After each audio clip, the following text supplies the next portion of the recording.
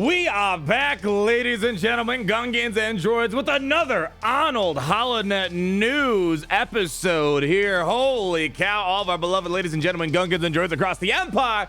Busy day today in Star Wars Galaxy as we now, moments later after the confirmation of the Razor Crest coming with Conquest, we got the full kit reveal for the Razor Crest. And man, I gotta tell you, I'm hyped. I'm excited. Galaxy is being busy. We got a lot of cool stuff happening. Card in the top right-hand corner. In case you missed it, we got a lot of details about Conquest. Long story short, it's starting on March 1st. Check that video for all the details. But, in case you missed it, it's important to know for this video that we're doing right now, in regards to the Razor Crest, in case you missed it in that video earlier today, we have confirmation that the Razor Crest is going to be an exclusive unit tied to Galactic Challenges. We saw this little trailer for Conquest. The Razor Crest makes a little bit of an appearance, and down below we get a confirmation as well. Complete feats and battles to improve your reward crate, and at the end of the event, and for this Conquest, earn a very special ship, the Razor Crest. So we have the confirmation. Razor Crest is going to be an exclusive unit tied to Conquest. We don't exactly know how the distribution is going to be in regards to the blueprints, but all we know, it's going to be distributed via Conquest. And I'm assuming it's going to kind of be like the raids, how they give you about 10 shards per completion. We'll have to wait and see on the details, but we do have the kit reveal to break down today. A little weird stuff going on. Firstly, if you want to know what the pilot's going to be for this ship, Beskar Armor Mandalorian.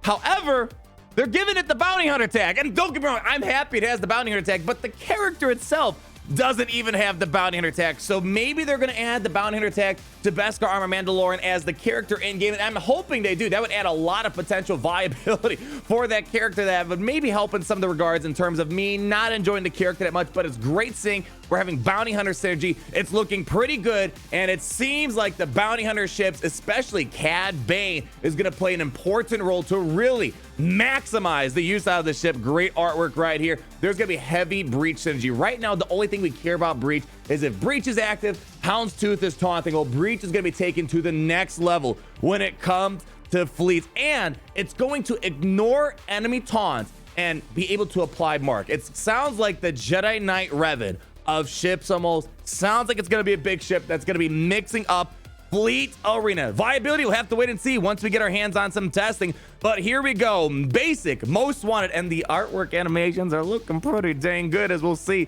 in a moment here. Basic, most wanted, deal physical damage to target enemy, and if the enemy is breached, inflict mark for 2 turns, which can't be evaded or resisted. And the first thing that comes to my mind in this regard is Jedi Knight Revan. Right now, tanks are kind of important for all the key meta fleets. For example, Biggs or Rebel Y-Wing for the Rebels. You have the Galactic Republic Y-Wing. Then you have, for example, Hyena Bomber for the Separatist fleet, Imperial TIE Bomber for the Imperial fleet. Every one of those big meta fleets relies on an important ship. And of course, Houndstooth that we see quite a lot on opposing fleets as well. Well, now they're going to be kind of countered by this ship here, allowing you to navigate your way around. And for example, going after things like Jedi Knight Anakin Skywalker. Think about it. Normally Jedi Knight Anakin Skywalker is hiding behind a tank of some sort and goes under stealth. But if you're marking them, you should be able to still target that character even if marked. We kind of see that, for example, with Genos and Spy. So I think this is going to be a very helpful ship, especially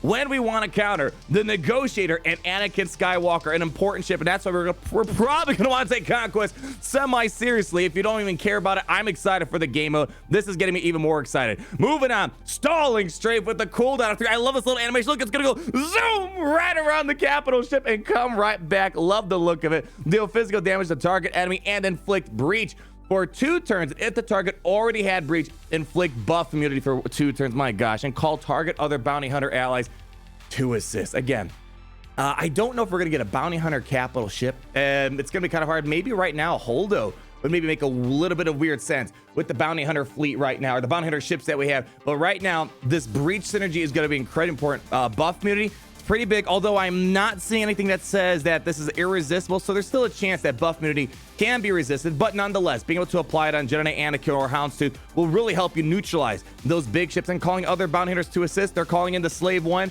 in this regard here. I'm trying to double check, is there a possibility of a new Slave One after Mandalorian Season 2?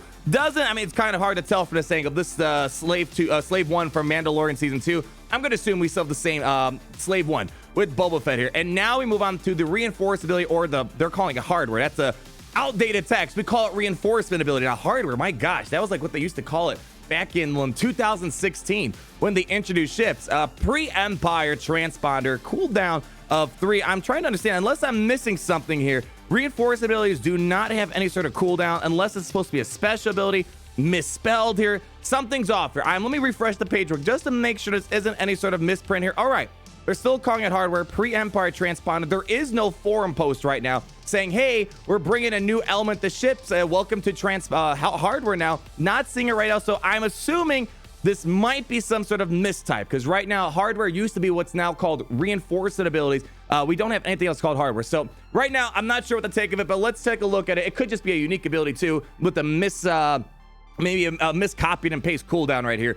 Unique ability, enter battle. Yeah, this is definitely reinforcement. I think there was a misprint here somewhere. Razor Crest gains stealth for 2 turns and inflicts ability block on target enemy for 1 turn, which can't be evaded or resisted. Sounds nice. Ability block is always helpful. Getting the stealth means you're not going to be focus fire down right away. So seems all right. Not the craziest hardware ability that I've seen out there, but nonetheless, it's interesting. The unique abilities, I mean, if you weren't impressed by the first 2, the basic and the special abilities, this is what you really want to start paying attention to. Unique 1, Tenacious Pilot. Whenever another bounty hunter ally uses a special ability, they first inflict breach on the selected target for 2 turns, and which can't be evaded or resisted. So, this is interesting. This is going to really make sure you're spamming breach as much as possible. And it's important because this next clause relies on inflicting breach at least 6 times. The first time allies inflict breach 6 times with the Razor Crest active, Razor Crest gains 50% critical damage for the rest of the battle, and active bounty hunters gain plus 25% offense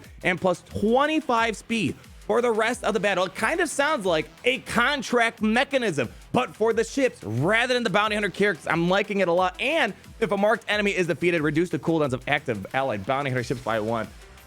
Woo. Man, that seismic charge of Slave 1 sounding pretty dang good, isn't it?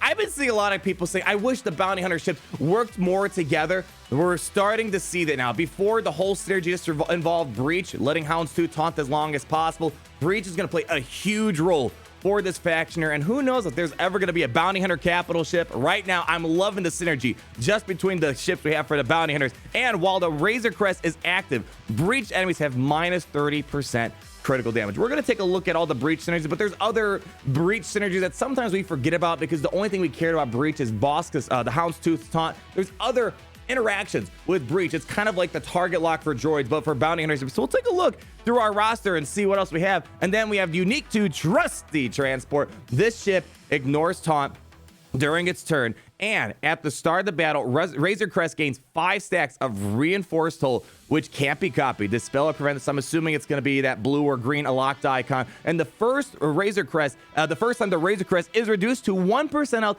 it recovers 90% health and gains 3 stacks of reinforced hull. And look at this!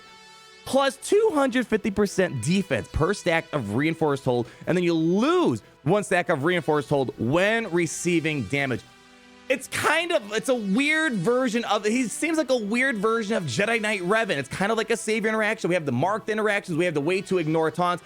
This ship is looking really dang good. It's going to be one of those great plug-and-play ships that I think is going to have a use in every single type of counter squad to the variety of big ships. And I'm mainly looking at how is this going to work up against Negotiator as well as up against Maleficence, because those have a really high reliance on a tank getting in your way, covering the butts of, for example, the Vulture droids, or for Jedi Knight Anakin Skywalker. Liking this fleet a lot. So again, to emphasize, this is not coming out as a marquee or a legendary. It is coming out exclusively as a Conquest ship being released out there. Again, how many shards are going to get, how long it's going to take to unlock, I'm assuming more details will be released. Who knows? Maybe today they're going to release another post as we're speaking right now. But let's take a look over at the Bounty Hunter faction that we have for ships and kind of see how all this is going to interact. And I really just want to spend a good chunk of our time looking at all the breach synergies, mainly with Xanadu Blood and Houndstooth. Those guys have the most synergy when it comes to breach. As we know, this ability inflicts breach right here, and over here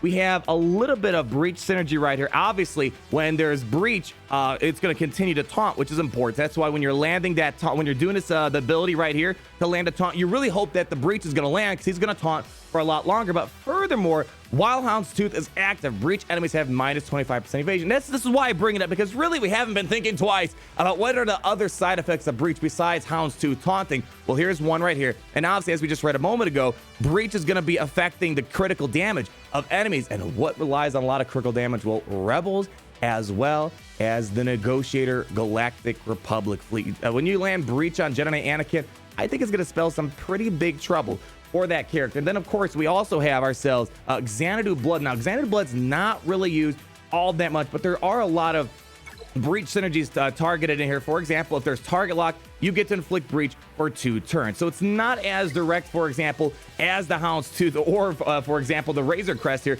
But again, as we see right here, this is why I'm bringing this up. We're not just trying to stall out this video here. This is while Xanadu Blood is active, breach enemies have minus 25% offense. Pair that up with the reduction of critical damage through the Razor Crest. The bounty hunters aren't going to be a joke at all. And let's read the rest of this here. I kind of want to just read this right here. Bounty hunter allies deal bonus damage equal to 10% of the target's max health when damaging breached enemies. I'm looking for a project lately. I think I'm going to start gearing up my Cad Bane. Again, it might be a while before we get the Razor Crest, but if you are getting the Razor Crest, preliminary thoughts, Xanadu Blood is going to have some extremely powerful synergies through his unique ability, Cloak and Dagger. We're going to keep our eyes peeled, but that's why I want to take a little detour over to these bounty hunter ships. I don't know what's going to be the best capital ship right now. Maybe it's going to be Holdo. Holdo's kind of in this weird mishmash area right now. Don't know if you're going to want to use this with the Negotiator or, for example, the Malevolence, because they're already a very powerful fleet. But I think with things like the Radis, you might have a very good counter team to things like the Negotiator as well as the Malevolence. Time will tell. Overall, I gotta say, the comments today have been extremely excited with the presence of the Razor Crest coming to Galaxy. It's one of the most highly requested ships in a while. Of course, next to Luke's X-Wing. We're gonna pass the ball over to you guys. That's all that we have for you guys today. So comment down below once more today on all your thoughts in regards to today's news. As always, thank you so much for coming out. Leave a subscription on your way out. And